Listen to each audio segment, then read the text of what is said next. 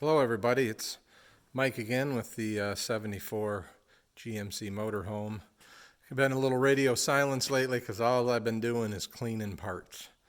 And that's not exciting for me, so I'm sure it won't be exciting. It wouldn't be exciting for you.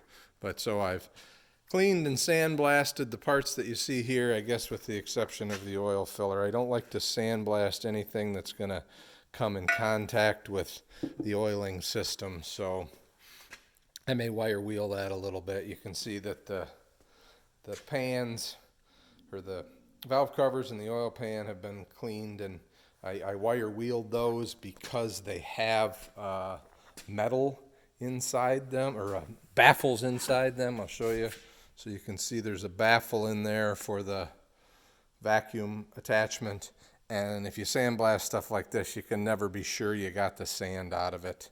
I did sandblast the intake manifold, and certainly don't want sand left in that. And after I sandblasted, I spent probably an hour washing it and running a brush through the ports from side to side and in and out, and blew through it until I wasn't getting any debris on the bottom of my parts washer. So like I said, not something I love to do, but this just needed it. It was a mess. I'm just seeing if I could show you. Let me pause this for a second. There, I flipped the intake manifold over, and I think I'm zoomed in enough you can see the crack in it, and that's the crack that, again, Jim talks about. And basically, we're going to block off these ports in the head. That may cause us a problem with our choke. May have to do a different, put an electric choke on it, but basically that keeps from getting this hot and keeps the oil from not from splashing it, but from building up carbon on it. So the engine is covered up right now, but it's all cleaned.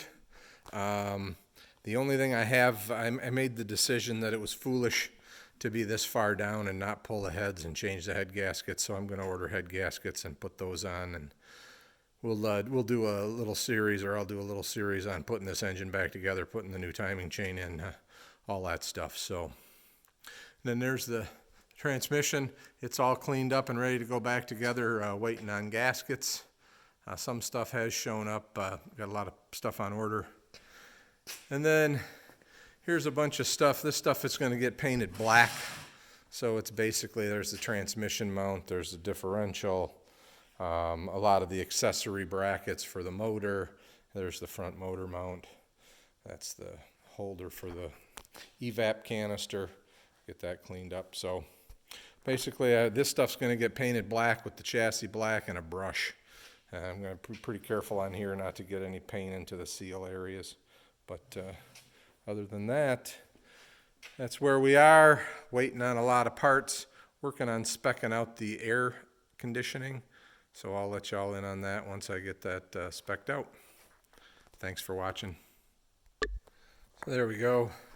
Got one side coated.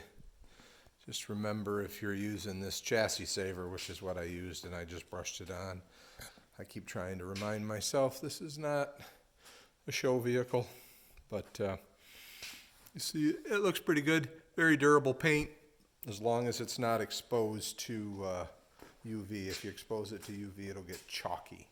If you want to use this, like say you wanted to use it on the bumpers or something like that, then you would have to top coat it. And you got to top coat it within a certain time of application.